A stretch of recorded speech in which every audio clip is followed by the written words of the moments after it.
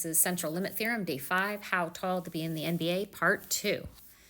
Okay, please open up to your packets with this one here, How Tall to Be in the NBA, Part 2. It's the second part. Now, yesterday we talked about the forwards and their height, and this one we're talking about the shooting guards. So the shooting guards here, you can see in the handout, I have given you guys a handout, and you'll see that the shape is skewed left for the shooting guards, and the average is 76.3, and the variation is 1.673. Okay, I've told everybody in class to take a random sample of 2 shooting guards and find the mean of that sample, and to go ahead and do it 3 times. Then take a random sample of 10 shooting guards and find the mean of that sample and do that 3 times. So and then we went ahead and put it on the calculator, and I sent it to everybody, and this is what we ended up getting. So remember, the population was skewed left, but you can see what happened to the sampling distribution. The sampling distribution, when we use n greater than 30, you can see that is going to be normal.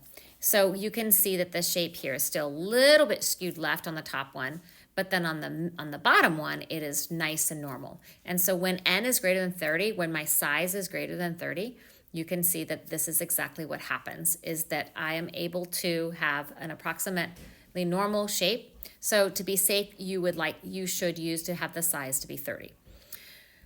We used 2 and 10, so you can see as we did our sampling distribution, it got closer and closer and more normal. But as we get higher and higher, you're going to have it more normal distribution. Okay, to find the normal distribution, same thing that we've been doing. This is menu 653. For this one, my lower bound is going to be 77. My upper bound's off the chart, so that's going to be 9999.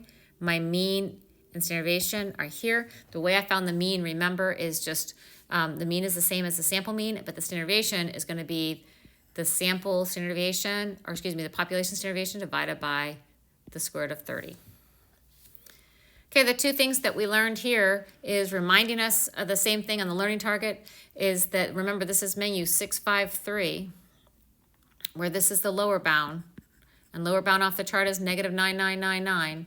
This is the upper bound, and the mean and standard deviation are given to us. Of course, the standard deviation is going to be the standard deviation over square root of n, and the mean is the mean of the population.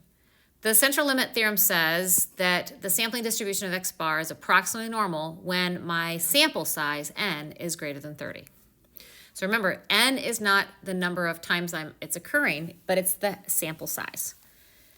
Okay, so if I ask you to describe the shape, center, and variability for the samples of size n equals 70 from this population, you can see that the shape is 70, which is greater than 30, so I know that that's going to be approximately normal by the central limit theorem. The mean is equal to the mean, and standard deviation is equal to the standard deviation of the population divided by the square root of n. And that's where I get this from.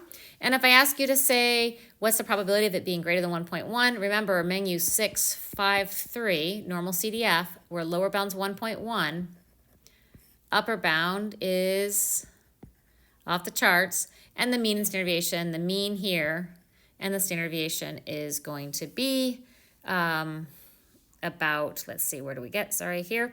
So the standard deviation is that we got up here, sorry.